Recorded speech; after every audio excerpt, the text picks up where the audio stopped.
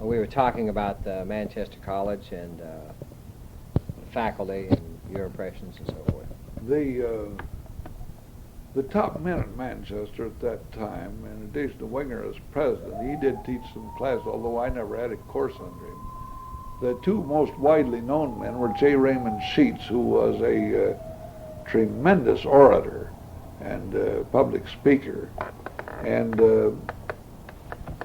Andrew Cordier, who taught English and later became the executive secretary of the UN and was for a time president of Columbia University.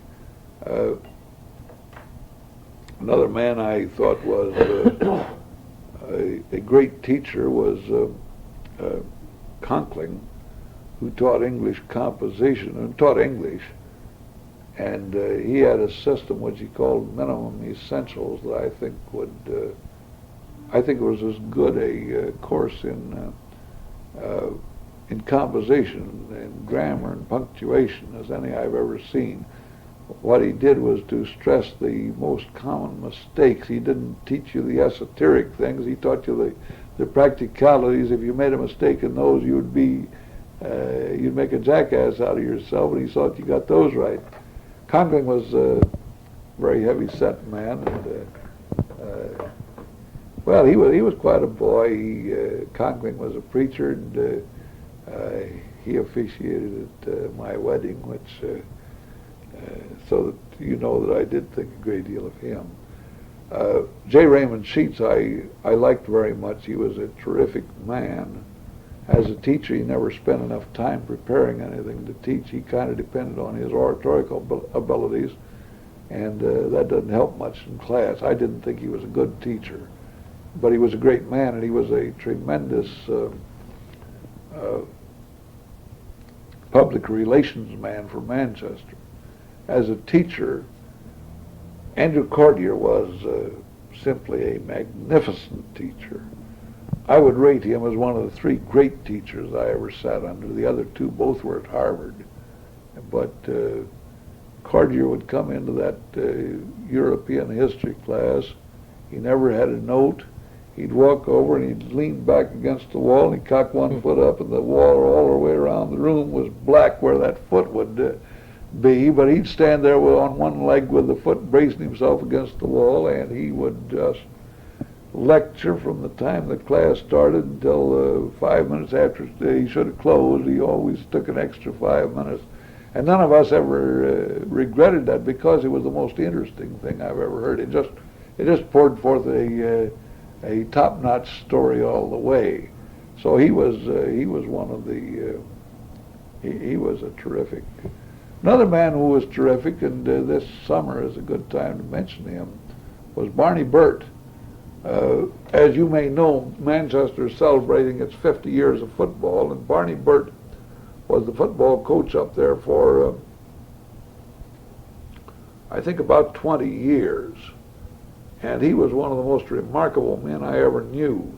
He was a little bitty fella. He came from Atwood. He never played football. He was a great baseball player. As a matter of fact, he was thought to. I think he did play some professional ball, and it was thought that he could have been in the big leagues rather easily, although he was just a little bitty guy. But Barney Burt, he made Manchester football. He was the greatest inspiration to the boys of. I don't think I have ever been around anyone who inspired you more to do your best. He has bawled me out. I wasn't an athlete, it wasn't under him, but I came in contact with him. He's bawled me out, and when he got through, I don't know what in the world I could have said. He was so right about it, and you always felt that. And another thing, you always knew that Barney Burt would be absolutely fair with you. I remember I got by on account of my broken leg. I got by without taking physical ed until the last term I was up there, and then they realized I'd never taken any physical ed, and they said, "Oh, you must have some physical ed." I said, "Well, you excuse me. In the last term, when I was busier than, I was just terribly busy, they said I had to go down and take physical ed. Well, I missed it and missed it and missed it. At the end of, at the mid-semester, I hadn't attended a third of the classes, and attendance was all they counted. And I went in to see Barney about it. I think I got called in, and I never will forget it. Barney said, "Now, John," he said, "you got to spend that many hours at it." He said, "I understand your difficulty." He said, "Now I'll tell you what you do." He said, "You go out, if you want to go out, play golf, you want to go out, play tennis, you want to go out and do anything which is physical education, and keep track of the time and turn that in, I will accept it."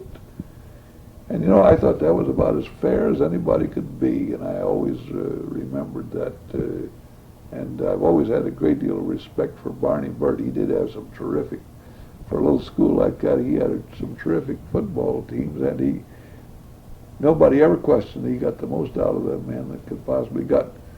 By the way, speaking of being fair, another little thing I might mention with Prexy Winger, and it was one of the things that made me realize what a great man he was, or what a fair-minded man he was. I had finished one semester after I'd broken my leg. I went back the next year, and I had one term, rather there were 3 terms in a year. And shortly after the end of the term, I got a call to go into Prexy's office and see him. Now, you must remember, it's hard to realize at this late date how conservative Manchester was and how conservative it had to be. One of the things that they disapproved very highly was playing cards. And if you remember that the Dunkard Church was the place where Manchester College got its support, you can see that they had to go along with a great deal of what I thought at that time, and still think, was extreme conservatism, but I could understand. Anyway, I got called into Prexy's office, and we talked about things off and on, and he said, "John, you ever play cards?" And I said, "Yeah." I said, "We were playing cards about every night. We'd have a card game going over at the room." But I said, "I haven't played for a couple, 3 weeks, the end of the term. I was doing some extra studying, so I've played for 2 or 3. I suppose that'll be starting at about now." And he said, "Well, I've heard you sometimes spend some time downtown in the pool room." And I said, "Yeah, I've been in the pool room. I've played pool, spent some time there." I said, "Again, I haven't been there for 2 or 3 weeks because I've been busy." He said, "What kind of grades did you get?" I said, "Well, I was lucky. I got straight A's."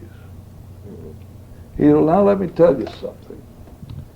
He said, "As you know, the college frowns on cards, it frowns on the pool room." Now, he said, generally, he said, "I think cards can lead to gambling and be bad that way." And he said, "Certainly, I believe thoroughly that the atmosphere and surroundings of a pool room isn't good for a boy. But basically, the trouble with both of them is that they are a terrible waste of time." He said, "Now, as long as you keep your grades up where they are, we'll say no more about the subject." And I thought, when you consider that he had to go to the Dunkard Church to get the money to run Manchester College, that was about as fair-minded an approach as you could get. Mm-hmm. Another little thing I might mention about him, too, he believed in going to church. And the Dunkard Church at that time was pretty strongly anti-Catholic. But we had a couple of Catholic boys up there in school. And one day, Prexy called those boys in, and he asked them if they were going to Mass. Well, no, they hadn't been going to Mass. It seemed the trouble was there wasn't any Catholic church in Manchester, and so they just couldn't get to Mass. Wasn't that too bad? And Prexy said, "Boys, what time is Mass at Huntington?" And they said, "Well, it's such and such an hour." He said, "You be here on the ad building steps 45 minutes before that time next Sunday morning, and I'll take you to Mass. And he took them to Mass every Sunday morning for the rest of the year. He didn't agree with them with what they believed, but by George, they believe it, and they better act it through.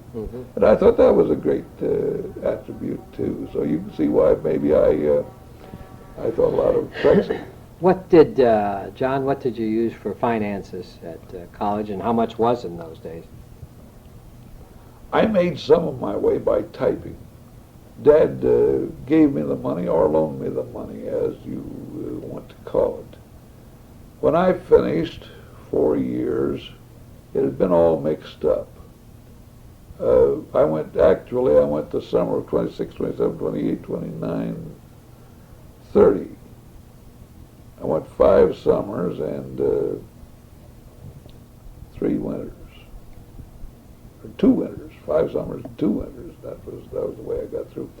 At the end of the time, Dad called me down to the office, and he pulled out his book in which he had registered all the money he had sent me in the time I went to college. And it added up to $1,942.15. And he had a note made out and payable to him on demand for that amount. He said, now I am going to ask you to sign this note, payable on demand. At the same time, I'm going to tell you George has signed the note for about the same amount. And he said, further, I will tell you that I am not going to demand this at any time unless 2 things happen at the same time. One is that you have the money, and 2 is that I need the money. And when those 2 things happen, you're going to pay me the money, and you're going to go out. You're not going to say, I gave my old man so much money. You're going to go out and say, I paid my father back what I owed him. And so that was it. Later, when I went to graduate school and law school, that was a loan and was expected to be paid back. That was definite. And when before it was over, we bought the office building down here where D. Bryant is, next to the fire station, and he loaned me the money to buy a third of that building. It was agreed that I was not to pay interest on it until he decided. Only he said he would let me know when the interest started. And I'll never forget when I was elected prosecuting attorney. They swore me in out here in the courtroom, and as I walked the back, Dad looked up. He said, the interest just started. But was he making average or good money in those days, then, John, when you were in college, or were they watching their pennies, or? Well, he was doing fairly well. He was making good money when he was in the auditor's office. Then when he finished the auditor's office in 28, he bought the insurance business from the Citizens Bank. And after he bought that, he had a great deal of difficulty. Dick LaSalle had run the insurance agency for the bank. Of course, all the bank could sell was the expirations. And they tried to sell them to Dick LaSalle. He said no, he was going to go into something else he wasn't interested in. Brought his 2 daughters down there to copy the expirations.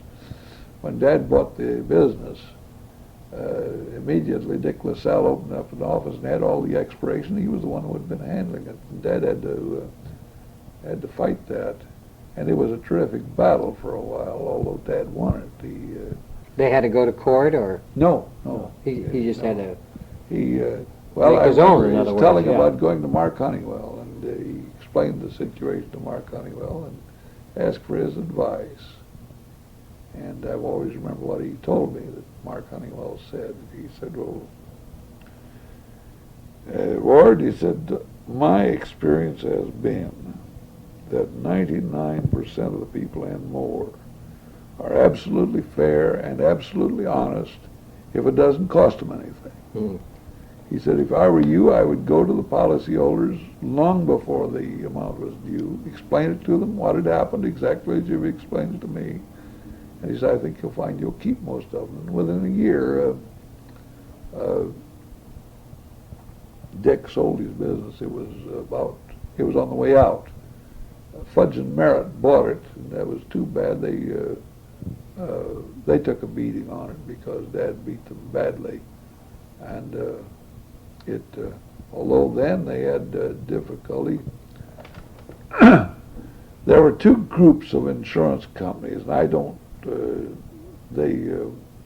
a loose alliance of two groups. Anyway, the one group decided that they were going to oust the other out of all their agencies, and they sent a man down to talk to Dad, and he was almost 50-50 each way.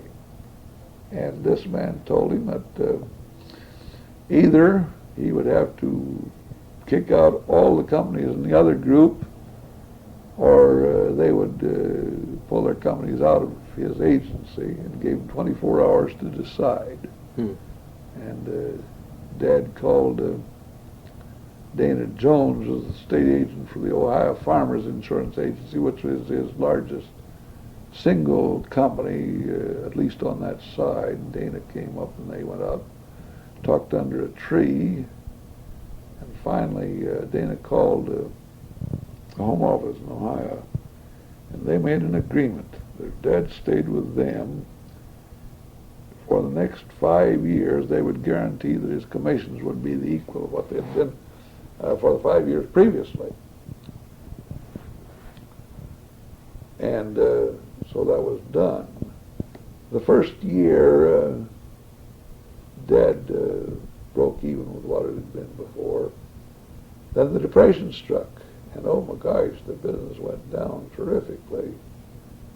But Dad told them, they simply wrote to him and asked him how much they owed him on the deal. And he wrote back and he said, I don't think that that had anything to do with this situation, so I don't think you owe me anything. And he never collected anything on it, except he got a tremendous lot of goodwill out of the Ohio Farmers Insurance Company, a matter which has lasted up until today even. I mean, the closeness between the agency here and the Ohio Farmers has always been the very best. And so in the Depression, Dad was hit hard like anybody else. He loaned me the money to go to school, and I paid, after the A.B., I paid it all back, but I paid it back with much cheaper money than what I borrowed. But I might, if I have time, I might do. Would you want me to go back to that St. Louis in the hospital? Yeah, that's where the tape, we've got time. Well, we don't have time on this tape, and I'll make a note and we'll cover that. But I'm interested in your college days, and we'll finish this tape up and hang it up for today. But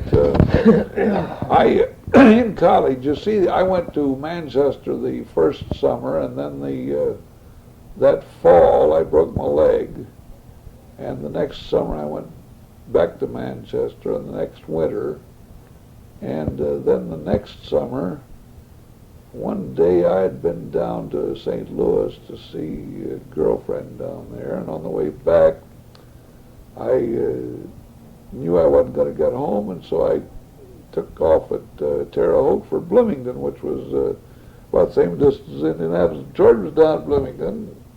He had a rooming hotel he was running, and so I dropped in on him, and he talked me into going to school down there.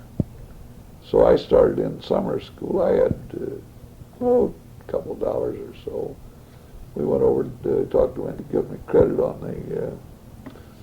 the tuition, and I started in, and about Wednesday I realized I wasn't going to have enough money to go much longer unless I did something, so I went down to, I was used to being around the courthouse, so I went to the courthouse, and I wound up going to the recorder's office, and Star Brown was the recorder. He had one leg like Dad, only he used a wooden leg. He'd lost it in the World War. And anyway, I struck him up for a job, and he needed somebody. He said he'd had a college boy doing his typing the winter before, but he was going home, and he thought his wife would do it. She was sick. And so I got the job working for Star, and I worked 4 hours, I worked 28 hours a week, and went to school at the same time. And then I went there the next winter, and I believe the next summer. I'm not sure whether I went the next summer or not. But then I came back, and I decided to, from being in the recorder's office, I decided maybe the abstract business was a good one. And the Citizens Bank had an abstract business to sell. So Dad bought that. Now, it was way out of date, the records. They have to copy all the mortgages and deeds. So I worked for a year bringing the records up to date. And Leota Arnold, that's Lawrence Bird's mother-in-law, did the abstracting, and we didn't make a hell of a lot of money at it, and I decided the abstract business wasn't for me anyway. But it was quite an experience. Lawrence Bantham was a recorder down here when I worked down here, and Lawrence, I always liked Lawrence, great big man. I don't know whether you knew him or not. Lived down on West Hill Street. He died just a year ago or so. His son, Lawrence Jr., was quite a football player here. But I always got a kick out of him. But the two men that I enjoyed the most were Claude Stitt and Ralph Barrett, who ran the other abstract firm. Claude was the abstract. Now, Fannie Mallock really owned it, and she ran the office downtown. Claude Stitt was a very handsome little elderly gentleman. I always felt that it was one of the great tragedies. Claude Stitt had so very many fine qualities, and he had one failing, which kept him from ever being a great success as he might have been. He was a great abstractor, but he couldn't let other people's money alone. He served time at one time for embezzlement. That's when he worked for the post office. And the abstract company had to tell all their customers, don't pay Claude, because he'd pocket the money. And yet, he had tremendous abilities, and a personality just like nobody's business. I used to love to hear him tell stories. I remember him telling about when he was a young man, James Whitcomb Riley and Bill Nye came up to Wabash and put on a program out in a barn south of town. He told how Riley came out and quoted his poetry, and he said he wore his heart on his sleeve. He'd laugh with you, he'd cry with you, and he'd just take you any way you wanted to go. And he said then Riley got through, and Bill Nye came out with an enormous bald head and little glasses with wire frames. He brought down low on his nose, and he looked out over them. Most solemn face, and he looked as though if he'd laugh, it'd just break his heart. And he never said a serious thing in all his life. The two quotations from Bill Nye, I have a book here as I like. The one he talked about the being in the Ludlow Street jail, which he describes as though it were a hotel. He says very quiet there, and he said most hotels you got to lock your doors so the thieves don't come and steal. He said here the thieves go to bed same time as everybody else. But he was talking about Tammany Hall, and he said Tammany Hall at that time was an institution which was more purely political than it was politically pure. Mm-hmm. Then another, he talked about somebody, he said he was the kind of guy, if he lived at that time and had seen the Apostle Paul, he said, Paul, when you spoke to our Ephesian YMCA, we were disappointed in you and we lost money on you. But Claude Stitt was a man that I liked tremendously and always felt sorry that he had that fault. Did this abstracting business, was this between your Manchester and your Michigan days? Yes, that was, no, that was before I finished Manchester. Manchester, yes. I took a year out in the middle. And by the way, then the other man, Ralph Barrett, did you know Ralph? I knew Ralph, yes. He was 6'4", I think, long, skinny drink of water. He could peck a typewriter. He was one of the few people that I always felt could keep up with me at pecking a typewriter. He was good. He was an old Oliver. But we worked there side by side for almost a year, and He later then ran for county treasurer. He was treasurer for 2 terms, and he bought the abstract company. Dad sold ours to Lawrence Bird, and each one had their own set of books. And then Lawrence finally bought Ralph's, and that's the way they got all together. But that was, I thought that was an important time in my life. Were you in on the transaction for the building then, which would have been next to the police station? Yes, that of course was much later. That's after I got out of law school. That was they bought the building later then. Yes. Where did he operate the abstract business from? That was down in the back end of the Citizens Bank building. Oh. You know that the stairs goes up the Citizens Bank building, and up about 6 steps there's an office off to the left. Mm-hmm. That was Dad's insurance office. That had been the insurance office under the bank. Mm-hmm. By the way, they had one of the vaults in there, and it was a nice deal for Dad. Then later, when I started to practice law, I got my office back in there too. Well, but he didn't think it was inaccessible or a handicap with a cane to get up and down the steps, or Dad? yeah, No. not at all. Huh? His crutch didn't handicap him much. No, what he'd do, he'd put the crutch down and go up, step up 2 steps, and then put the crutch down up 2 steps. He'd go upstairs as fast as anyone else. Walking, he would walk faster than anybody I ever knew. Mm-hmm. I had to half run to keep up with him. And that was until he was 60 years old. He fell and broke his wrist, the wrist he used the crutch with, and he was incapacitated for a whole day on that. Mm-hmm. And maybe it was 2 days.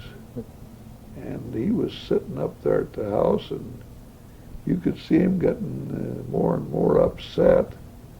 And finally he told me, he said, "John, I want you to get me 2 old belts."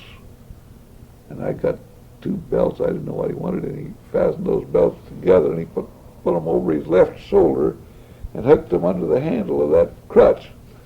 And by George, he could walk. Yeah. But he was not a man you were going to hold down. Yeah. Not Dad. And, but after he broke that wrist, then it got well enough that he took it out. It was out of the cast and out of the sling, and he started walking with it normally. And the very first day, he was over in Marion in a garage, and there was a step in a dark spot, and a step about 2-3 inches high, and he fell and broke it again. Hmm. And after that, he was never as fast as he had been before. Hmm. That slowed him. Did he make the transition from the political office to the insurance and abstract business without any problems, or? Oh, yes, the insurance was selling. Mm-hmm. And that was what he had Back to done all his of his life. encyclopedia days, huh? He had been doing, and that didn't go too far back, 4 years. Yeah. But he had been selling all his life, and for the first time he was able to sell and stay at home. Yeah. And that was the thing that... Keep the profit. Yeah, that was the thing. Now, he never made the money in anything he made in training salesmen. Yeah.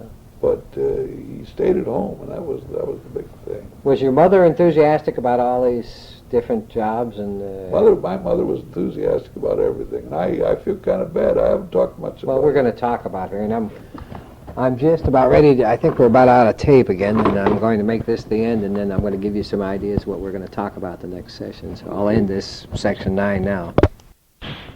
Perhaps since we were just talking about the old Chautauqua and the roads, maybe I should put that first. Okay.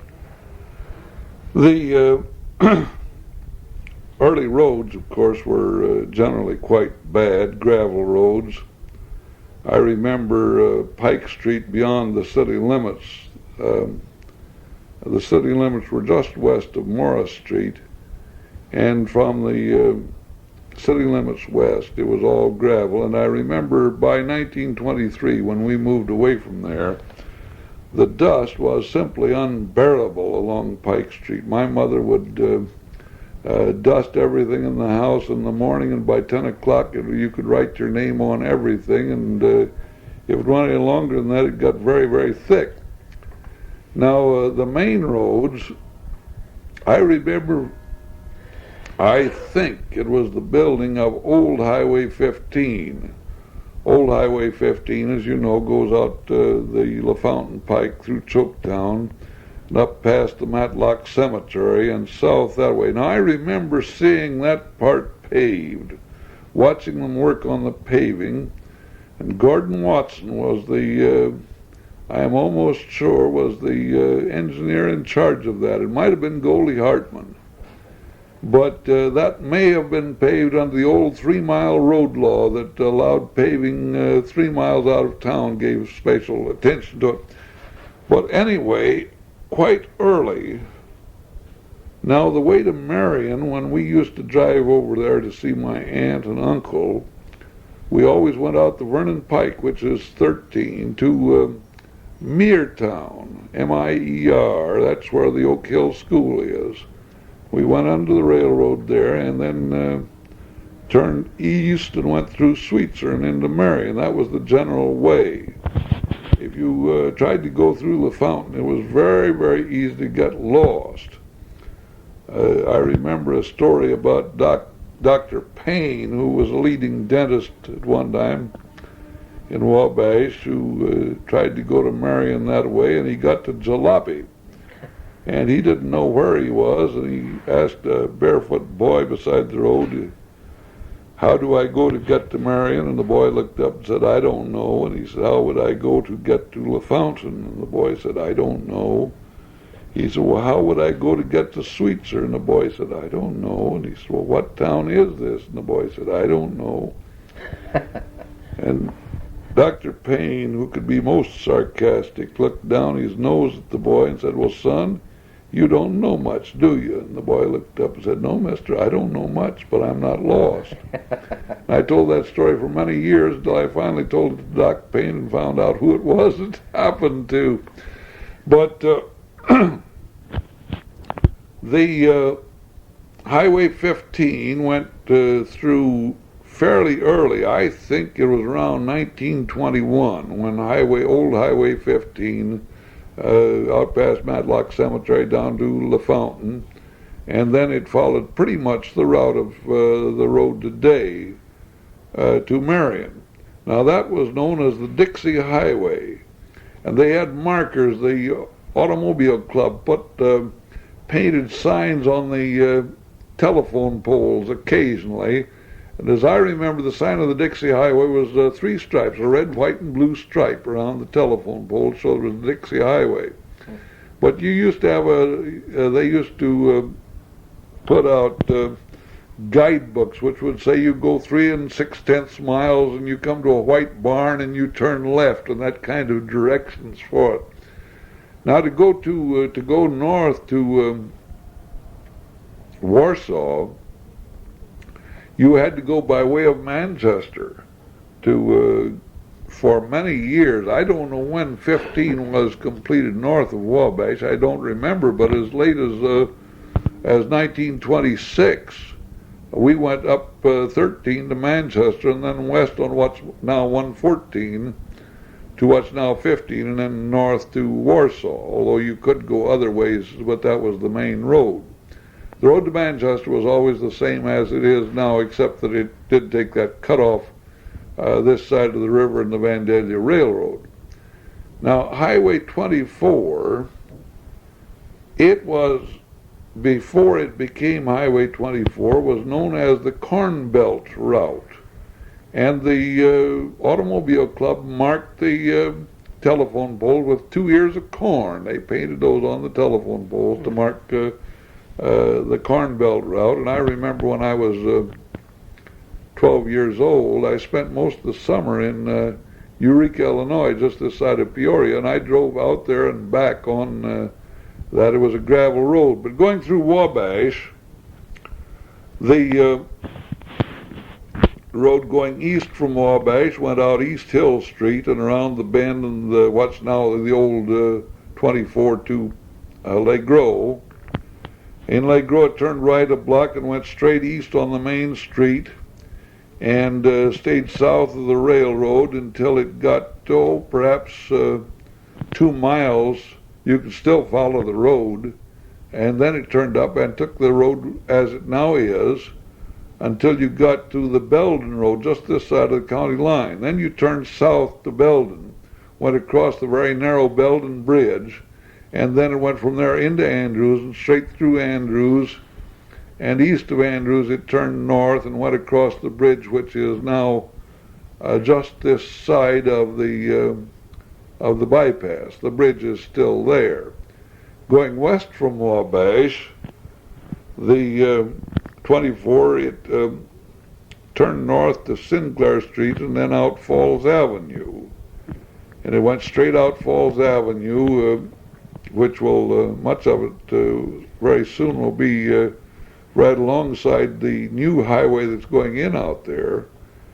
And it went to the Pawpaw Pike, which I've followed frequently recently just because it's fun to go that way, and turned south past the old Erie School and ultimately down the hill and crossed present 24 about 2 miles, I judge, east of Peru, and went south of the present route into Peru. I can't remember for the life of me exactly how the road went from Peru west, but I feel sure you went across the bridge and south to that little town of Need, which used to have the sign, "You are in need."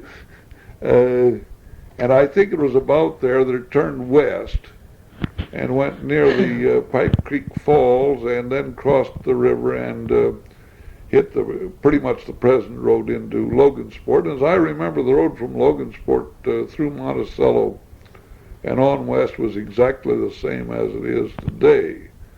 But the roads, as I say, 15 North was built sometime, and I don't know when. Highway 24 was put in its present form. I am almost sure that was 1926. Two of the engineers on that road had an apartment at our house. And I know I was in high school, but I think it was just about my last year in high school. I remember, I think I mentioned going out to get watermelon, and the Highway 24 east of Hoosier Point was just 2 tracks. It was a lover's lane. The boys used to take the girls back there to park. But I remember how proud we were of the new Highway 24. It didn't have a curve on it that you couldn't take at 35 miles an hour. And also, I don't think it crossed any railroad tracks. I don't believe there was a grade crossing anywhere on it. We thought it was quite a road. That gives some idea of the roads. John, I'm going to ask you about let's talk about the interurban and the streetcars, and as long as we're on transportation. Okay. I think I did mention about the streetcars. In 1913, the streetcar on the south side went as far west as the old Lynn Lawn School, about 100 yards, 150 yards west of the Yankee Road. Very shortly after that, it was shortened up so that it went only to the city limits just west of Morris Street.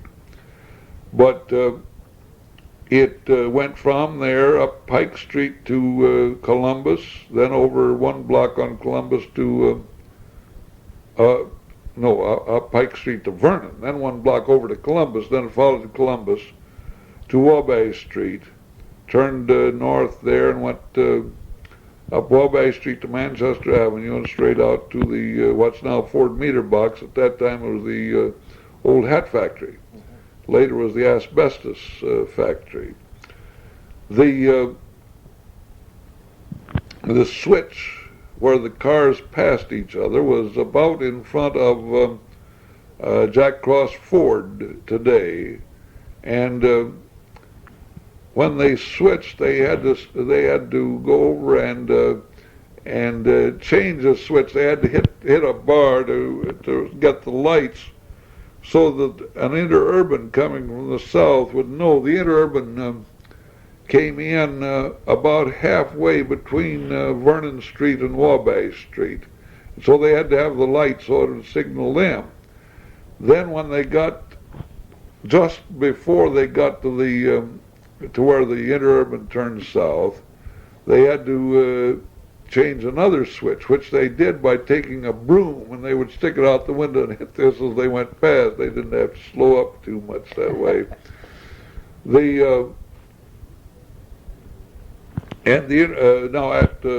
Before we get on, you remember the conductors and the motormen in those days when you were Yes, I children? remember many of them.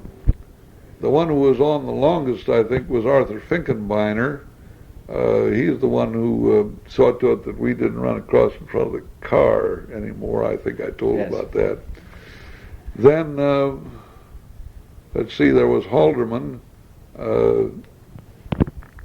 I can't think what his first name was. Then his son ran later at one time. The two that I remember the best, they were both Russ.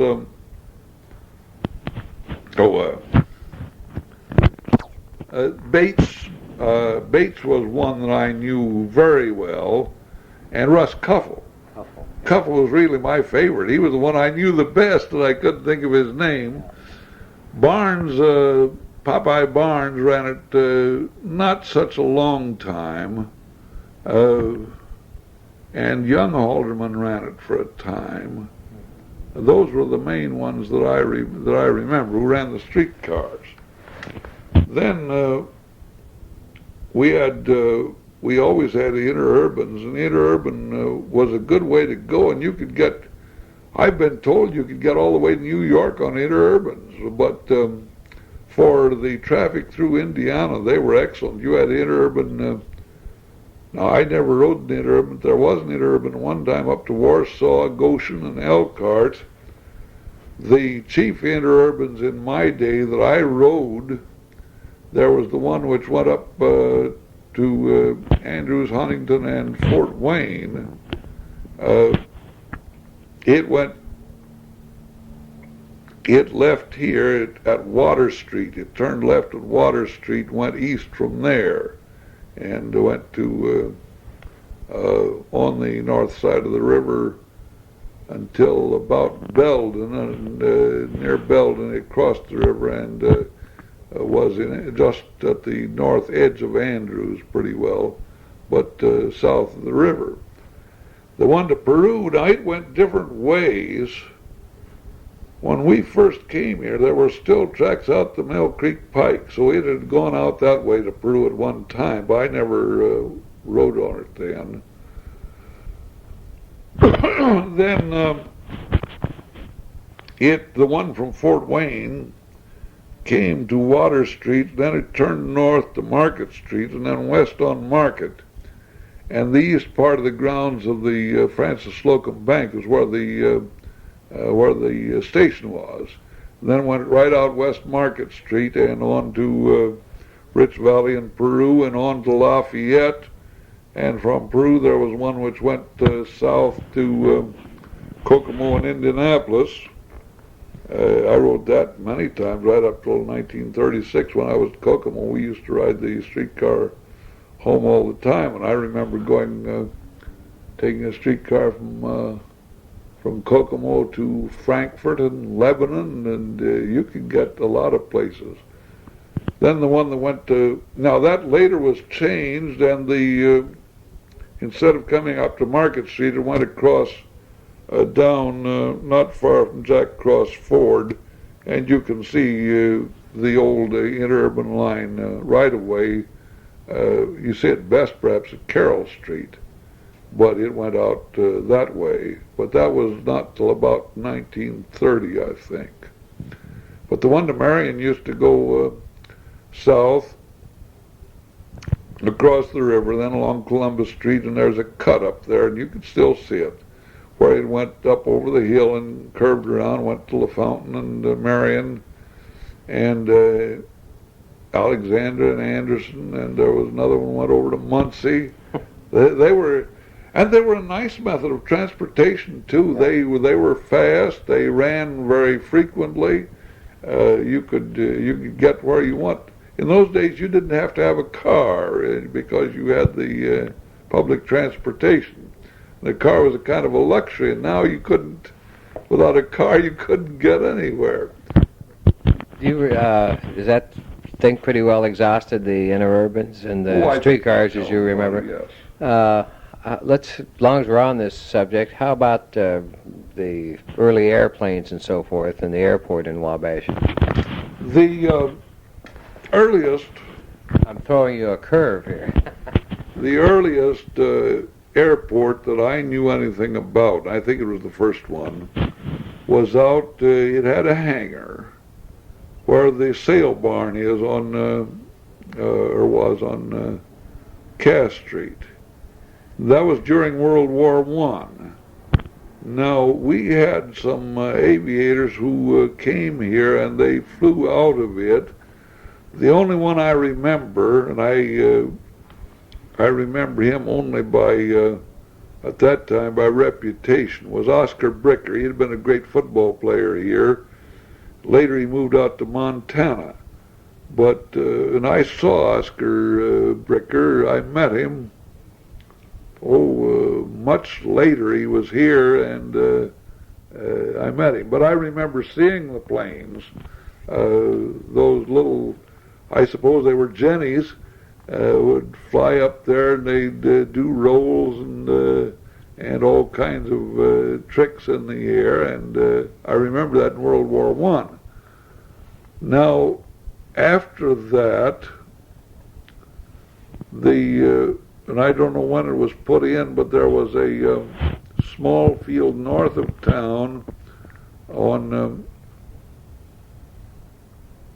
that would have been a little north of where the bypass is, just east of 15. It was on Bert Summerlin's farm, and that was the airport until in the 1950s. I remember it was out of there that I got my fill of going in a small plane. I went up twice from there. Both were rather unhappy. The first one, Sterling Staver was sheriff, and he took me up and he tried some tricks with me, which he had promised not to do, and I got him down very nicely. I reminded him I was right behind him and getting sick, and he decided he better get me down. The last time I went up in a small plane was with my brother Bob. He used some of his GI Bill education money to take flying lessons. And he flew all right for a plane that wasn't too hot, but he got one that was too hot for him. He got a Swift, which landed at around 100 miles an hour or a little more, and he wasn't that good. And I went up with him once from that field north of town. He only had one runway, and the wind was very strong from the side that day, and but we got up all right, and we flew out to a runway at Lincolnville. Bruce Brain had it, and that too, the wind was from the side. He had to crab this plane down at 100 miles an hour, and I was not impressed with the safety of that. And then we flew back to Wabash, did the same thing, and I remember when I got out, I said, "Thank you, Bob," and to myself said, "That's the last of that." And it was. But sometime in the 50s, they built the new airport south of Wabash, which of course is far, far finer than anything we did first. These early airports, of course, had no paved runways or lights or navigation equipment or anything, did they? I think about all they had was a wind sock to tell the direction of the wind. No, it was usually grass runways, which was all right if it was dry weather, and they could get a little rough. Yeah. But no, they had very little to do with Chautauqua. Chautauqua, I remember Chautauqua from about 1920 to 26. I feel quite sure it was going before that, and it may have gone for a while after that. But it died out. It certainly died out with the Depression. I think it died out before the Depression. It was held down at the park. Now the park had been at one time had a racetrack. You can still see the old track around there. That was for harness races. But that had been given up quite a long at least sometime before I knew about it. The only track of the kind was up at Manchester, where the home is, the Peabody home. That I remember seeing automobile races on that half-mile track with the old fronty Fords. But this was a horse track. Then that was given up, and the high school used the track for a running track. And the track meets were there, and then they built the pavilion, which is still there. And that was built for Chautauqua. Now, Chautauqua lasted a week. I think it lasted 7 days. It might have been 8, it might have been only 6. But they put a fence around the, about where the track is, close to it. Maybe it was outside the track. And they had 2 gates to get in. And what happened, it was much like the civic music today, except it was all the same week, and they had 2 programs a day, the afternoon and the evening. But they went out to get good programs, and they did get good programs. Wabash was a small town, but we supported the Chautauqua, and now I can't remember I know we had opera stars who sang here. I remember 2 speakers, one of whom was William Jennings Bryan, who was perhaps the greatest orator of America at the time, although he was getting a little old. Actually, I still remember what he said, so he must have said it rather well. It wasn't true, but what he said was that no man ever earned $1 million and collected it. He said if he earned it, he was too busy earning it to collect it. If he collected, he was too busy collecting to earn it. Well, I think that's demonstrably false, but nevertheless, he said it well enough that I remembered it. Another speaker that for some reason I remember well was a judge from the state of Maine. He was a very handsome, white-haired gentleman, and he spoke most impressively, but about what I have no idea. We had always musical programs. We had plays. Now, I remember particularly one year a company came, and in the afternoon they put on Gilbert and Sullivan's Pinafore, and in the evening they put on the Mikado. And I was very much impressed with those at that time, and I still like Gilbert and Sullivan, perhaps because of that. But they were good programs, and they were well attended. I don't know how many people the pavilion will hold, but I would suppose 500 or 600 perhaps. And it was regularly full, and oftentimes people standing around the edges. I remember at least one year, and maybe more, people went out there and camped for the week. They had their tents just south of the pavilion there near the track. And thinking about it now, it was a long, long way to the toilet or to any water, and I don't know what facilities they had for cooking, but at least for one year they did do that. But every year they had a big promotional meeting to promote the Kiwanis, or to promote the Chautauqua. I think Keith L.L.B was the booking agent for them. They had 3 tickets, I remember. You could buy single admission tickets. You could buy a non-transferable season ticket, or you could buy a transferable season ticket. Now, the non-transferable, you could punch 1 for each program, but that was it. If you missed a program, you had missed it. The transferable, however, which cost a little more, you could bring as many as you wanted at any time. You simply had that many admissions to whatever you wanted. And I remember one year Dad had charge of something in the Chautauqua, and he put me in charge of the ticket office. I think I was about 14, and I got a brilliant idea. I had the brilliant idea. I bought some non-transferable tickets for myself, and when somebody came and paid for a single admission, I would pocket the money and punch it out on my non-transfer or on my transferable ticket. And I was making good money that way until my father found out about it, and then I learned about the obligations and liabilities of an agent. And all my ill-gotten gains were paid back to the Chautauqua.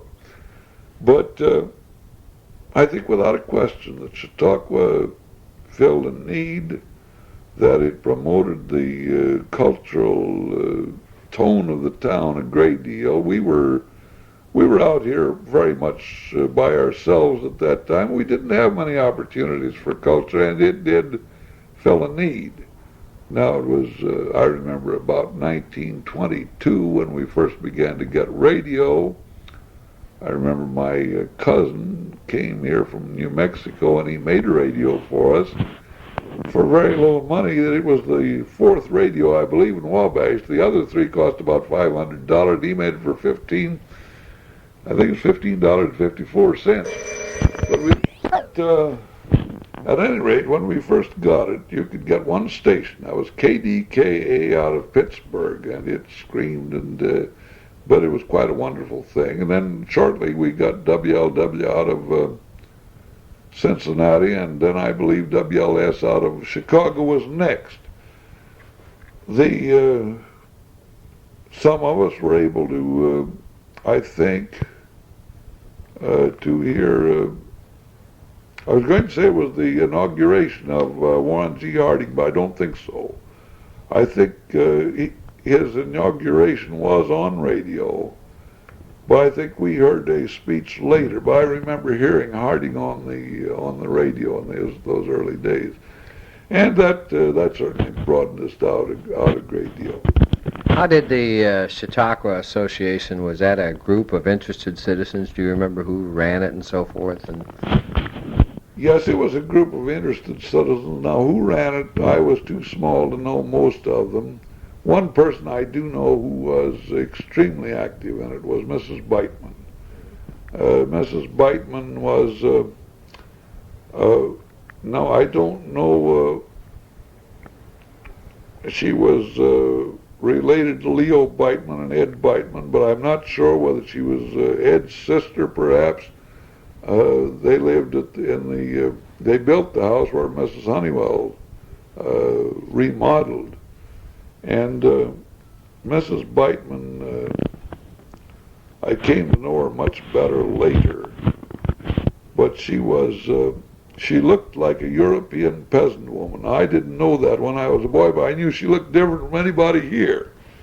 She was extremely dark, and she had very, very dark hair that she pulled back tightly over her head and fastened in a little bun at the back. And she wore a long black dress always. And later, after I'd gone to Europe, I realized that was the European widow's dress. But Mrs. Beitman had a tremendous interest in the well, Mother, I don't know whether I told something about her earlier, perhaps her marriage to Father I did mention. I think perhaps the most important thing about Mother was the fact that she was a Quaker. She was a Quaker through and through. She, I think I told about her using the plain language, thee and thy, to the members of the family and to other Quakers. But she also grew up in a very German neighborhood. And the German speaking people and German descendants of German-speaking people affected her word order. She could go the stairs up just as easily as she could go up the stairs. Yeah. So we had that. But to understand my mother, you had to understand the Quaker philosophy and the difference, for example, between the Quakers and other religions. And there were great differences. Now, I was raised a Methodist. In the Methodist Church, a great deal of emphasis is on a sort of a miraculous conversion, which is a highly emotional thing, and then you get right with God and you get Jesus Christ in your heart, and then From then on, you're in good shape. I have never been able to go along with that, and I'm quite sure that it's largely because of the Quaker background. The Quakers never believed in anything being a miraculous anything. Your life was very much a matter of how you treated your fellow man. Quakers were the most unritualistic sect I think there was. Now you take the Catholic Church, the Episcopal Church, the Lutheran Church, place a great deal of emphasis on the rituals of the church, on the Mass, on the baptism, things of that kind. The Quakers put no emphasis on that at all. They believed that baptism was a mental thing, that it was a spiritual thing, that you needed no water to be baptized. No Quaker was ever baptized with water. It was how he felt about his Lord and his fellow man. It was important to him. I don't think the Quakers had any communion even. Difficult to see how they could be without it in view of what the Bible says, but I don't believe they did. The old Quaker churches had no ministers. They simply went and sat, and when somebody felt he had something to say, when, as they said, the Spirit moved him, he would get up and say what he had to say, and when the Spirit failed to move him anymore, he'd sit down. And it was rather surprising that most of them knew when to sit down. Yeah. When they got married, they simply, the man and the woman stood up in front of the other members of the church who were present and said their vows as to what they were going to do, what the vows of the marriage contract, and that was it. But the thing that the Quaker Church emphasized more than anything else was that your spiritual well-being depended on how you treated your fellow man.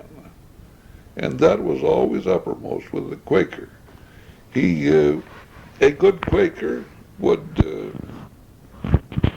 sacrifice a great deal to avoid hurting someone else. They were nonviolent. They called everybody friend, and that's the way they came to be known as the Society of Friends. But it was that which affected my mother greatly.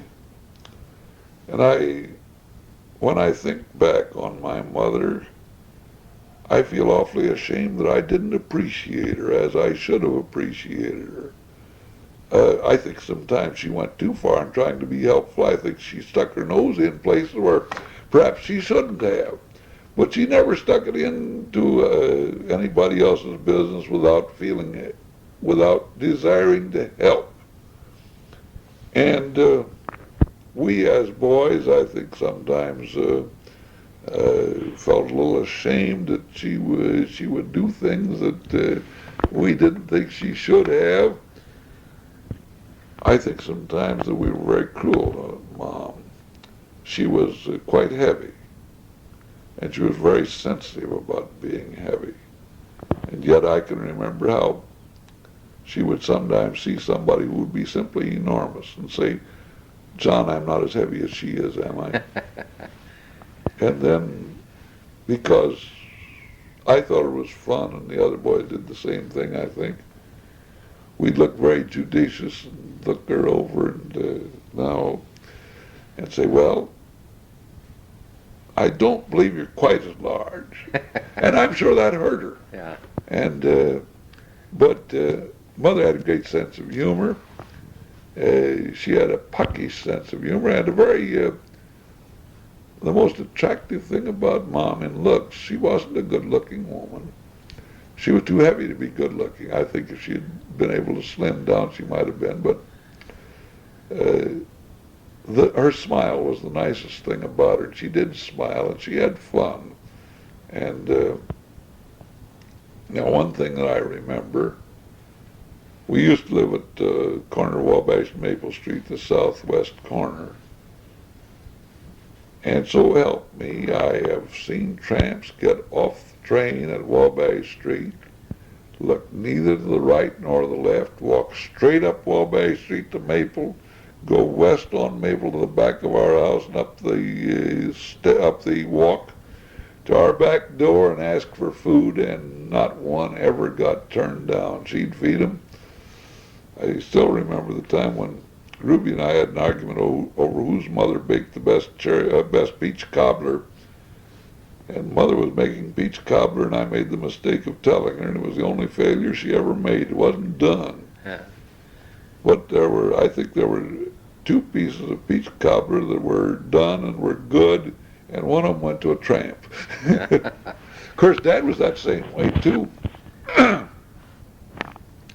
Dad could not say no to a beggar, ever. Mm-hmm. And when he had his office down in the back of the Citizens Bank building, beggars would come up there and he would give them money. They'd say they wanted money for food, and he would give them money for food. And he found out they were using it to go down and buy wine or liquor of some kind, which he was bitterly opposed to. And he made an agreement with Jake Bumbauer, ran the Central Cafe, which was the second door south of Market Street on the east side of Wabash. And Dad told Jake that if a man came in with a slip of paper torn out and Dad's signature on it, to feed him a full meal and give him pie. Mm-hmm. And when they'd come and ask Dad for food, he would simply tear out a square and write his name on it, tell him, take this to the Central Cafe, and you will get a full meal, including pie. And you would be amazed how almost every time, when he'd go out, the next time he'd look down, there would be that slip lying on the ground outside. But he did save money that way. Yeah. I might tell a story about when I got cured on beggars. Of course, as I say, my experience with Dad, with Doc Smith, and Star Brown, and all the cripples I was around, did not increase my sympathy for beggars. I always had a great deal of sympathy. I certainly wanted to help people who wanted to help themselves, but a beggar, One day I was, that was about 1928, I expect. I was down at what was then the Blue Front Drugstore. That's Gackenheimer's Market Street store. And as I came out, a beggar came up to me, not a bad-looking fellow, and he wasn't badly dressed. He held out his hand, and in it was a quarter and 2 dimes. And he said to me, "Buddy, I'm trying to make my way across the country," and he said, "I need a place to sleep tonight, and I found a place down here I can get a room for 50 cents, and all I have is 45 cents. Would you help me out?" And I took out a nickel and gave it to him. Went on down the street, and I stopped down at the Union Cigar Store there on the near Miami Street on the north side of Market. And I was in there watching the boys play pool. May have played a few games myself, and it got a little later, and it was getting almost dusk when I left there, and I walked out, and here came my man with his 45 cents in his hand. He said, "Buddy, I'm beating my way across." And he looked at me, and he said, "I hit you before, didn't I?" And I said, "Yes, you did." And that was the last nickel I've ever given to a beggar, and I never will. Yeah. So that was the experience on that. But Mom was very much interested in church work. She was a leader in the WCTU. She hated alcohol. I was a great disappointment to her because I started smoking, and she was bitterly opposed to that. And but she was a very good woman. She had lots of friends. She had one fault as far as I never heard Dad and Mother have any trouble about anything, any argument about anything, except one thing. Dad always wanted to be ahead of time to everything, and I think he'd have been a half an hour ahead to everything, except that Mom wouldn't be ready. And she'd be half an hour late for everything, and she'd say, well, I am hurrying. Did she wear a Quaker dress too, John? No, she did not. Neither she nor grandmother. Although grandmother was always used the plain language to anybody. She didn't wear the Quaker dress. Did many of the women their age wear it at that time? No, it was pretty well out. And the Hickside Quakers in the plain language were pretty well out. Very few of them used it. But I still have a funny dislike. Almost every preacher you hear now, when he prays, he'll start out addressing God as thee, and then in the middle you'll get real chummy and say you, and then at the end you'll get formal and say thee again, respectful. Yeah. And I don't mind if they say you all the way through, or if they say thee all the way through, but I wish they'd be consistent. Also on that, one of the things that people today are always trying to use the plain language to make a joke, and they misuse it. The classical error of the man who doesn't know how to use the plain language is are both of thee going, or is only one of thee going? And of course, thee is singular, you is plural. You say, are you both going, or is only one of thee going? And but you see it misused so much, and particularly today, and I can't think, but they will. Somebody will be using the plain language, and they will use the command, "Passeth the butter." Well, the command is "pass the butter." You don't put any. Actually, the th goes on the same as an s does. He passes the butter. He passeth the butter. But I've always liked it, and I like to use it. What was your religious training like at home with your mother? My parents were very religious, always. We always said grace at the table. We were taught to read the Bible very early, and I never read it all. I think anybody reads it all is crazy, because much of it, there's much of it which isn't supposed to be read. But we read what was supposed to be read. We got a good background that way. We regularly went to both Sunday school and church. I think I mentioned I used to go to the Quaker church, or Quaker Sunday school, and then over to the Methodist church. And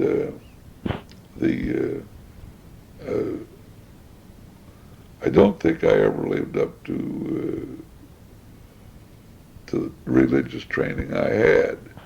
I don't mean that I'm irreligious at all. I'm perhaps different, but if I'd lived up to the religious training I had, George, I'd have been a preacher, sure.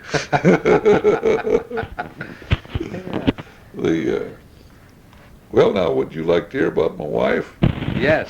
Let's go into her mother, and you told me about her mother and brother and your courtship, and let's talk about Ruby. Well, I remember very well the first time I ever saw her.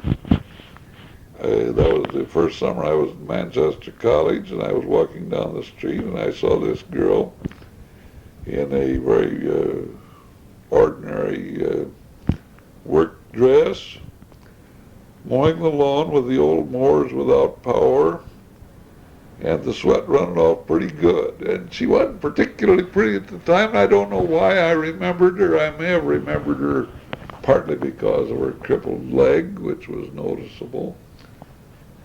But then that fall, when we started college, she was in a math class of mine, and I remember her there. She had very pretty hair. That was, she wasn't, I didn't think she was as pretty as I think she was now. But she did have beautiful hair because she kept it well. Of course, at that time, they were just beginning to bob hair, and her hair was long and it was well brushed. But I didn't get to know her at all that fall. I broke my leg, and I came back the next year, and she and her mother were living with Grandma Winger, President Winger's mother, and I lived in the house next to them there. There were 6 of us fellows there, and there were several fellows living at the Wingers in addition to Ruby and her mother, whom they called Cassie. That was really her nickname. Her name was Cassie, but her children always called her Cassie, and so I did. I don't know Mrs. Walker or Catherine. It's Cassie. But we, being next door, we often we'd go over to the dormitory to eat, and when we came back, we'd frequently sit on a porch and chew the fat. I remember when I stole the asparagus for her, the lady next to them had a lot of asparagus, which she didn't use. She used it as kind of a decoration. She didn't use it, but she wouldn't let anybody else have it. And Ruby suggested she wanted some asparagus, and it was dark, and I said, "You got a knife?" And so we got the asparagus. But that winter, it was she was just one of the girls there, and there were some other girls and fellas, and we sat around and chewed the fat just as a bunch of fellas would. There was never any boy-girl relationship. Then I went down to Indiana, and I came back. Well, it was time I came back, Ruby was graduating from college. See, she graduated a year ahead of me. I took 5 years. I always said if I didn't have going every summer, I managed to get through in 5 years. Of course, there were 2 winters I didn't get there. But Ruby and I were friends, and when I came back in 1930, the summer of 30, Ruby's brother, Bud, had just lost his job, as a great many people were losing jobs at that time. He had been working at Timpton Roller Barrack in Kent. He came home, and I had to have a place to stay, and Bud and I got along fine. And we simply announced to Cassie that I was moving in. They had a little bitty house. It wasn't very good. It didn't have a bathroom. I didn't have a furnace. It had a big old hard coal burner with the isinglass, which I've always liked those things. They make an even heat, and they're beautiful at night. But I lived there all that winter, and Ruby was like a sister to me. And then the summer of 31, I graduated in the spring of 31. She had not been able to get work, and she didn't get work all that year. Bud was out of work, and he used to feel awfully bad. He said it seemed like to him as though everybody said, "There goes Bud Walker going off somewhere with John Beauchamp while his mother works in the college kitchen to support him." And I will say this, the $2 a week that I paid was important to them. Before I go any further than that, I suppose I ought to go back and talk about Cassie. I have always felt that it would be hard for me to say which one I thought the more of, my father or my mother-in-law. Now that's when you feel that way about it, you've been real lucky. Cassie was her father was an old order Dunkard preacher down south of Delphi, a little village of Piermont, and she went to school through 6th grades. At the end of 6th grades, he decided that was enough schooling for any girl, that she had learned all the book learning she needed to learn. The pathetic thing about it was, if she had gone 90 days more, she could have taken an examination and been a teacher. And she would have made, I don't think any question about it, I think anybody that ever knew her would have said that she would have made one of the finest teachers there ever was. but she couldn't do it because he wouldn't let her go that extra 90 days. Cassie was not a good-looking girl well, she had buck teeth. Her teeth were very protruding in the front, and she was very dark. I've seen a picture of her as a young woman. She wasn't attractive. She never was till she got those teeth out and got false teeth, then she looked much better. But she got married. She married Steve Walker. Young? Was she young? Yes, she was young. Well, I think about 25. But she and Steve Walker got married. I've seen pictures of him as all. He was a very strong, stocky man and rather good-looking man. Apparently a good businessman, good farmer, good horse trader. He loved trade horses. He was good at it. And he died before he was 30.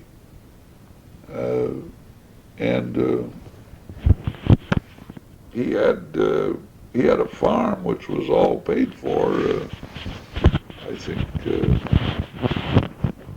I don't know whether it was 80 acres. 80 acres was a good big farm then. He had it all paid for. My understanding has always been, and I got it not only from Ruby and her mother, but from many others, Steve Walker, when he was sober, was one of the finest men you'd ever know. But the trouble was that he was drunk more and more and more of the time, and when he was drunk, he was a very mean man, very cruel man. And Cassie didn't have a happy life with him. Bud was born first, and Ruby was just a little over 2 years younger than he. When Ruby was 7 months old, her father was coming home one night in a horse and buggy, and he was drunk, passed out in the buggy, apparently. At any rate, the horse turned up the railroad track and the train hit him, and he was killed. And Cassie had to raise 2 kids without any education, Now, she went home to her father's. They had lived down, Ruby was born in the little town of Kirkland down South Clinton County, south of Frankfort. I think Bud was too. The farm they had was east of Frankfort, out near Michigan town. Cassie kept that until after Ruby and I were back in Wabash. We were in our 30s when that was sold. But she got a little off the farm, I suppose. She lived with her father. She did have one skill. She was a good paper hanger. But most of what she did was plain hard work. And yet she put both those children through college. Bud went through Purdue, and when Ruby got old enough to go to school, Bud was at Purdue. And Cassie felt the best chance she had of getting Ruby through college was to move to Manchester. And she came to Manchester. She worked for many years as a cook in the college kitchen with very little pay. She did rent rooms. I'll say this about her.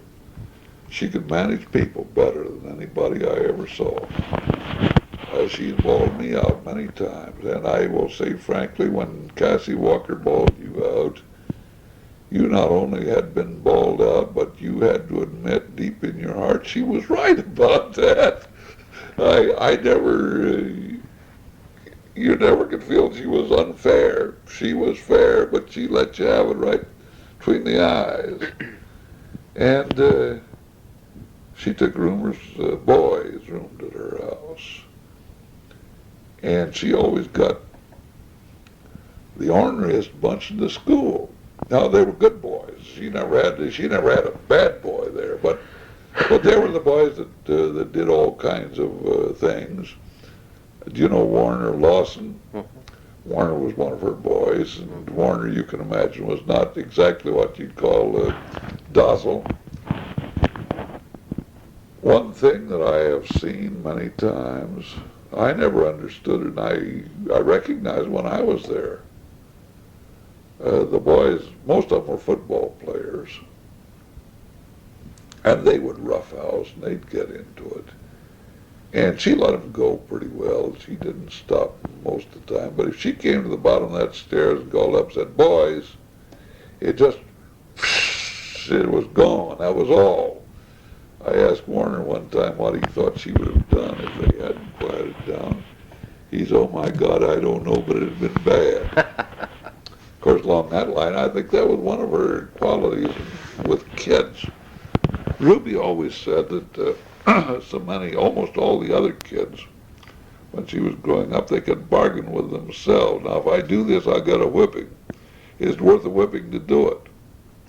She said, I couldn't do that. All I knew was if I do this, something bad will happen. But she said, I never knew what it would be.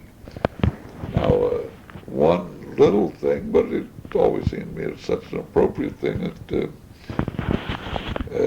we used to wear the long underwear. I don't suppose you remember the long underwear and the black ribbed socks that came up to the knees, and boys and girls both wore them. Well, they came up above the knees, and those long underwear, you'd wrap them around your ankle, but they made the ankles look big and ugly, and along in the spring, the first warm day, everybody wanted to take them off, and of course you didn't dare do that because you're going to have more cold weather. Well, it was near the end of school, along in April, and Ruby said it was a warm day, and she told Cassie she thought she better take that long underwear off, and Cassie said, no, we'll have some more cold weather. You'd better wear it for a couple of weeks longer. Well, she said she was unhappy about that, but she went back to the room and she was looking at that underwear, and she noticed a hole right above the knee on this one side, and she said she got her finger in that hole, and she was unhappy, and the finger kept working back and forth, and the hole kept getting larger and larger, till finally the whole leg fell off. And then she went to Cassie. I don't know how old she was, small. She went to Cassie and told her what had happened, that the leg had come off, and of course she wouldn't be able to wear them that way. And Cassie cooled that quickly. She said, I don't know why not. Mm-hmm. And she had to wear them with one leg big and the other leg little, and you can imagine that was about as bad punishment as she ever had.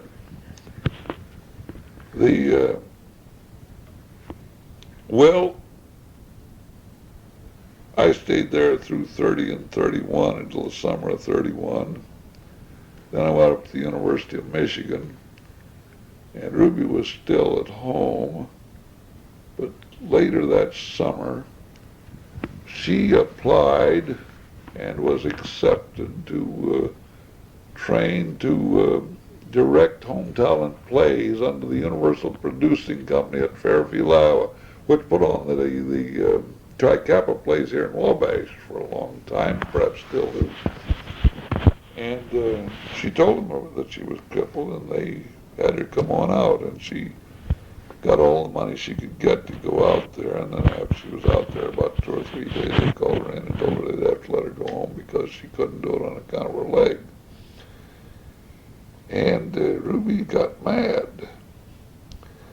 And she told them off up one side, down the other, and told them how unfair they had been to her, and so on and so on. And finally the fellow began to grin, and she kept on telling him, and he kept on grinning. And when she finally ran down, he said, you know, I just thought of something. He said, you're never going to be able to direct these plays. There's no question of that. Because I got a lot better job. He said, we need people to go out and book them. And he said, that's a better job. And they sent her to Pittsburgh, where she took the training to book plays. And she must have been terrifically good at it. It was quite an experience to go out all by herself to all these towns. And she had some experiences. Some of them weren't too good, too. And she had others, people that were just... she still talks about the dentist out there near Pennsylvania, near Pittsburgh, that invited her for over the weekend to go out with his family to their cottage at the lake, and another, I think he was a lawyer that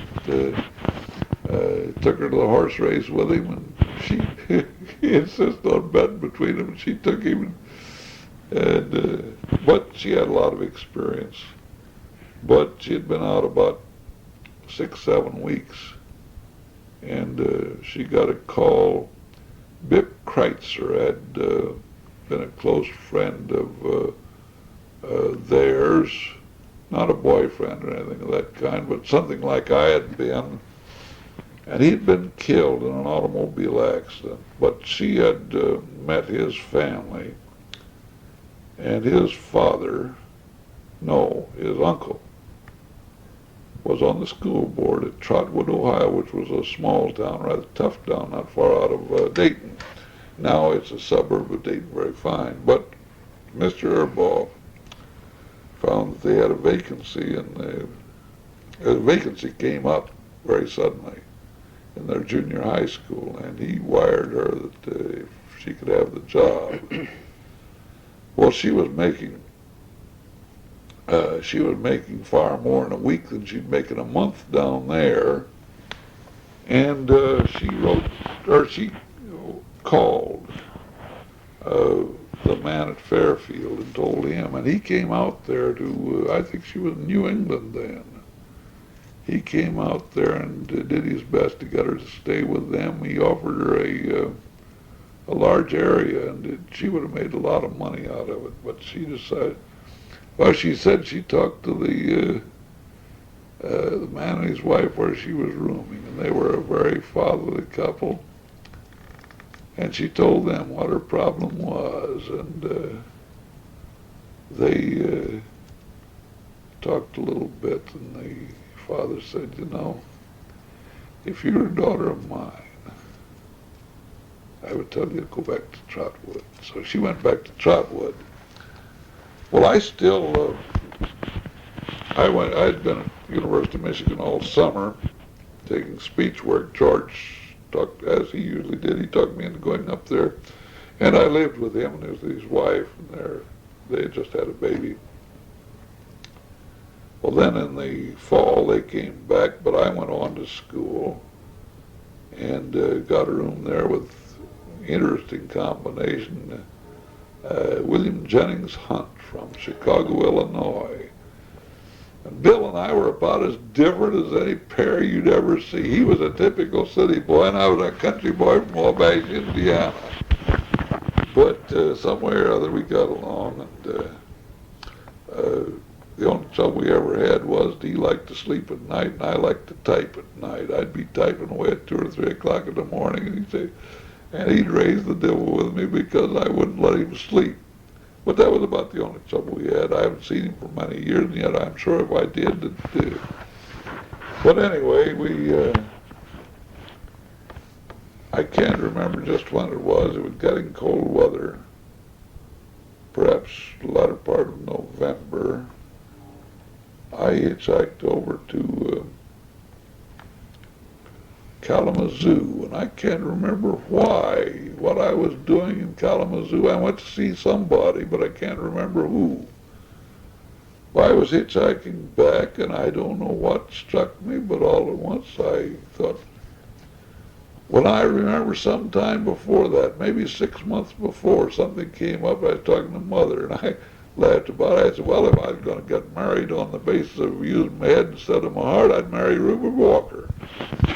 But my heart didn't say so at that time, but on the way hitchhiking back from Kalamazoo, it struck me, and I couldn't wait till I got to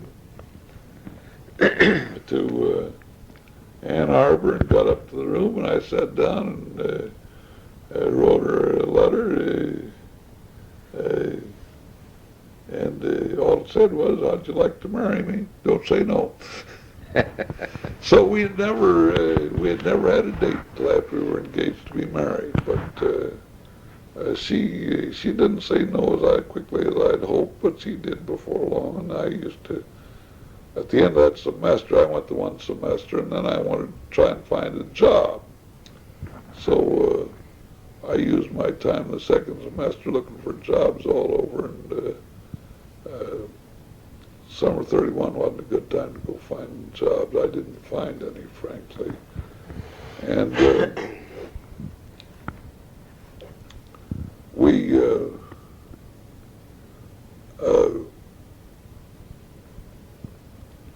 I stayed out, then I went back that summer and finished up my master's degree. I used to make my money typing up there. I earned quite a bit typing. As a matter of fact, when I came home at the end of that first semester, the Jewish fraternity up there promised me they'd give me enough typing to keep me in school if I'd stay, but I didn't. I remember one fellow, and it was interesting, this might be to give some idea of Depression days. Jim Moore was around 28 years old. He had had a very fine job in the oil industry in the West. He had a wife and 4 children. He lost his job. He was out. His wife went home with the 4 children to her parents. And Jim hitched freights, got to the University of Michigan, and he went to school. Jim was, I don't think I ever knew a man who had any more physical stamina than he did, and he was also brilliant. He was taking full-time work in the School of Speech and half-time work in the School of Medicine, and he worked from 6 till 8 every morning in a restaurant for his meals. He, I don't know how often he gave blood, but he gave it oftener than he was supposed to. You'd sell blood at that time. You got pretty good money for it. And then he ran an outfit. What he did was he would write anybody a paper on any subject. And he'd write them and I'd type them. I was the only guy who could read his writing. And so we were doing big business there. I remember, for example, to give you an idea, some fellow was taking a course in precious stones, and he wanted a term paper written, and he allowed us how he would like to have a paper written about the diamond. Jim said, diamonds, hell, everybody writes about a diamond. He said, oh, I can go to write about a diamond. I'd have to go and find out about a tremendous lot of stuff. He said, I'll find you something. And he went and did a little research, and he came up with some gem I had never heard of it at that time. I don't know what it was now. Maybe I have since. But he wrote about the only treatise on that stone that had ever been written and got the boy an A on it. I typed it out for him. Well, the next summer he was there. He was making his way and sending money home to his wife regularly. The next summer, he and I roomed together in one of the fraternity houses. I forget which one. They're on State Street. I'd know it if I saw it. But I'll never forget at final examination time, he had an examination in gross anatomy, and what it amounted to, for 4 straight hours, a professor or assistant would come in and question you orally about a cadaver. What's this? Tell me about that. What's that? That sort of thing. A terrific examination. And I'll be darned, the night before, I came home and no Jim. And it came midnight and he wasn't in. And about 1 o'clock I heard him coming up the steps, and I knew right away what was the matter. He was drunker than a coot. And he didn't come to the room. He kept on going, and I went out to find him, and I found him up in the attic of this fraternity house with a fraternity paddle, trying to kill the bats. He'd strike at a bat and fall over himself. Well, I got him down to the room, got him to bed, and he got up at 6. He was up and at work at 6 o'clock in the morning, and at 8 o'clock he went to his 4-hour examination, got an A in it. Now that's, well, I don't know. I never had the feeling about Michigan that I did about other schools. I was just there altogether for 1 year. But I did got a great deal out of the work there, and it was very valuable. And some of the professors, I remember particularly Meiskens, who was a terrific man. He could do anything. He could teach anything. He taught. They claimed he knew 70 foreign languages, and they learned Chinese from a Chinese laundryman in about 2 months. I suppose if he knew that many, he could, but he'd teach any foreign language. They taught many of them there for the university. If they needed a foreign language taught, they'd call on Meiskens. On the other hand, he was near a Renaissance type man, and I got a great kick out of my association with him. Of course, O'Neill, I got a kick out of O'Neill. He was the head of the speech department, had an A.B., didn't have a master's degree or Ph.D. He said many people would ask him about it. He always said, wouldn't it be silly of me to grant myself a Ph.D.? But then we had a man, I don't remember his name, from Cornell, who taught classics, and I got a great kick out of it. Did you have a language requirement in those days for masters? No. No. There was no language requirement. The only language I ever took was Latin. Yeah. And I didn't take enough of it to make it stick. Did, getting back to Mrs. Walker then, after you got your engagement and then marriage, how about the marriage? Well, Ruby went on teaching, and we got married Christmas Day, 1932, but she taught the rest of the year until April. I never will forget, we planned the marriage, and we had started the junior college in the fall of 32. I was down there, and we knew that we wouldn't get up here in time to get the license. She wouldn't. And she was up here on Thanksgiving and got it at that time, and we got George Smith, who was later a lawyer and a good friend of mine. George and I had gone to high school together, and never will forget, we got him to come down Saturday night and get us the license at Thanksgiving, so that we'd have it. And then I remember too that, gosh, I had a $20 bill. I didn't have many of those at that time, but that's all the money I had. He didn't have any change. So Ruby paid for the license, and I never did pay her back. That's been a joke ever since. In the family, huh? Yeah, that's been a joke in the family. But I remember, I used to go down to see her, of course. Never more than 2 weeks between visits. I remember one time I took Cassie down with me. We borrowed Bud's car, her brother's car, and I was amused.